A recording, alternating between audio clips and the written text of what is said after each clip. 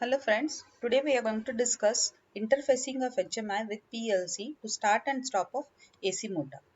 So for this, basically we are going to use a TIA portal, that is Siemens TIA portal, totally integrated automation portal, and Siemens PLC and HMI.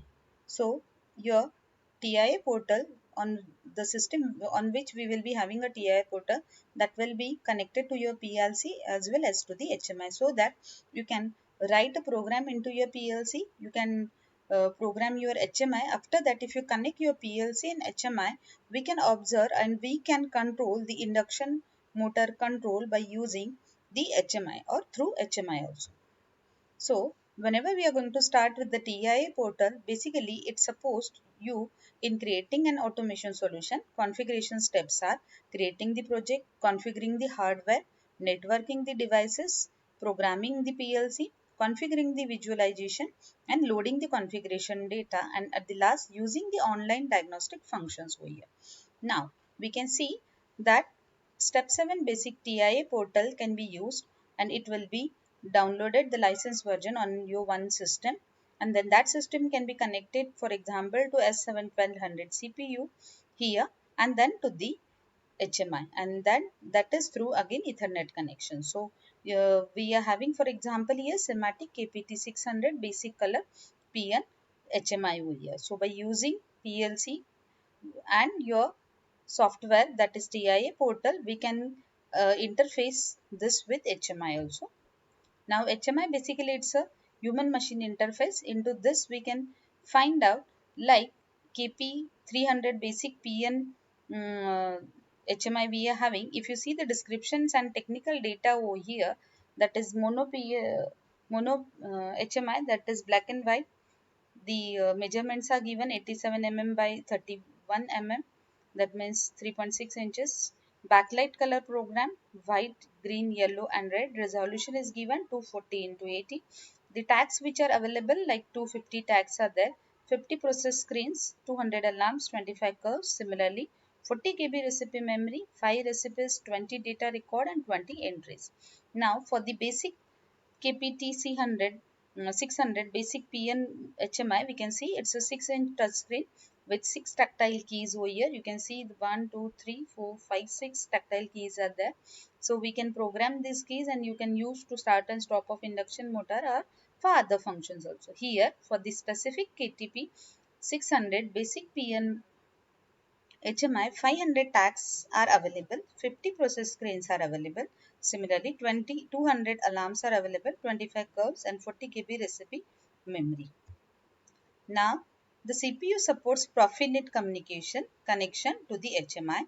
The following requirements must be considered when setting up communications between your CPU and HMI over here. So, we can connect this CPU to your HMI through Profinet also. Now, in the starting, what we are going to do, we are going to first write a ladder logic in the CPU or PLC, and then we are going to download that program into PLC. After that, you can give a tag, or you can address that tags also. Okay, so here what we did, like we are using one button, as these are push button switches.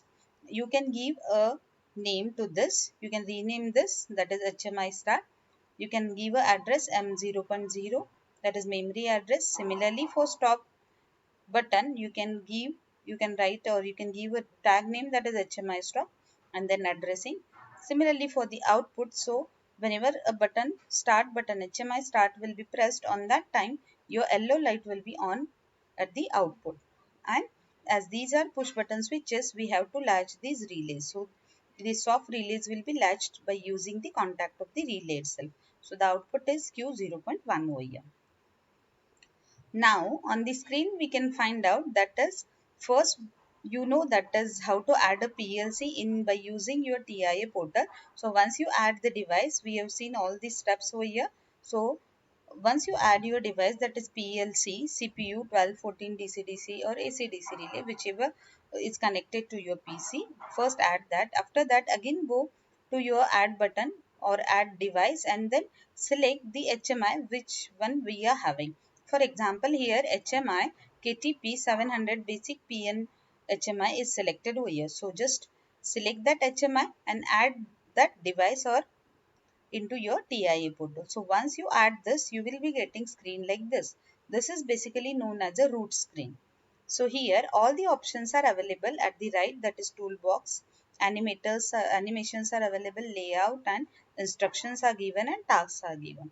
So now our job is to insert or just drag and drop the buttons over here and then give address to them also.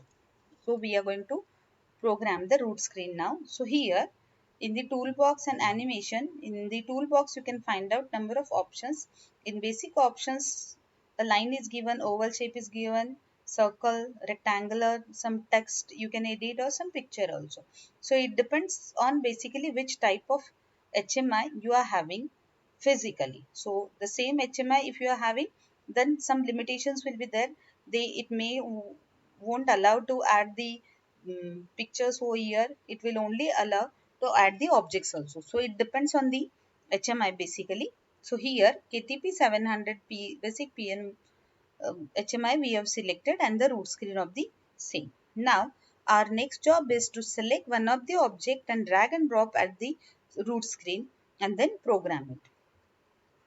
So what we are going to do, we have selected in this, that is we have selected a rectangle over here and just drag and drop over here. Once you do it for start button, you will be getting window like this. Your button will be here. Go in the text and give a name that is start. So in properties, select this button. You can see here it's written button. If you select this button, if you go into properties, you will be getting this window. In this window basically all the things are given like properties, animation, events, texts are given. So if you go into properties and in general you can find out the mode and label over here. So by using this mode and label, what we can do, you have to select a text and you can give a name that is start over here. So here in label also just select this and you can write any name over here that is start over here. In the next case, for the same button 1, properties, animation, events and text are given. So our next job is to go into the events, and then in events we are having so many options. For example, click, press, release, activate and deactivate and change. So it depends how we want, what we want. So for example, if we want that if button is pressed on that time, some action should be done. So then you can go for the second option, that is press. Once you go into the press option, you will be getting one more function, that is add function. And once you select that add function, if you go into that, number of options will be available. One of them you have to select, that is set bit while key is pressed. That means whenever key is pressed, set bit. Okay, so again other things are available that we have to do over here, that is giving the tab name and setting your bit. So in add function, while once you press button, add function, select a set bit while key is pressed. You can give any events to this button. So if you want to activate that, deactivate something, if you want to happen one event, if the button will be released, that thing is also possible. So for the initially we have seen this. Now once you set the add function, that is set bit while key is pressed, you will be getting again, that is your HMI, you will be asked to give a tag name. So once you press this tag, you will be getting some tags which are available. So what we normally do, we initially create the tag names for the which will be used in the PLC program. So HMI start already, HMI stop, and then your output light yellow, that all the tags are already created. So once you press this tag button, you will be getting all the options over there. So now from that option you need to select like HMI start over here, then set the bit also. Now so we have given text to the button, then we have selected some events for the button also. Now it's time to give appearance for the buttons. So what we did, like we have used the rectangular object for the start, HMI start or motor start. So here in the appearance, once you go into the appearance, you will be getting one more window, that is in appearance you will be having the options like background, text and border. So one by one we can see. If you go for the border, here you can select a width, you can select a style also, and then you can select a color also.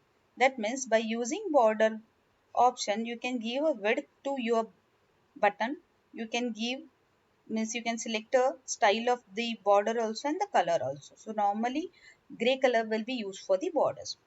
Similarly, you can use a background color also. So in this, once you go into this a color, you can select over here. For example, normally to start a button in your, to start a motor we are using a green button.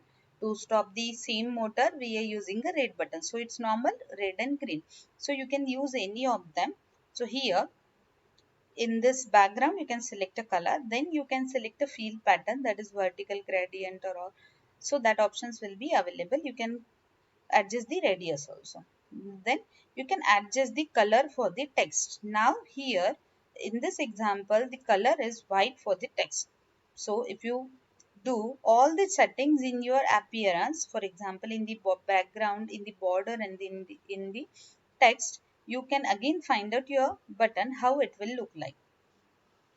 See, what we did, we have taken two rectangular objects, we have given names, that is we have given text to both, that is one as a start, another as a stop over here.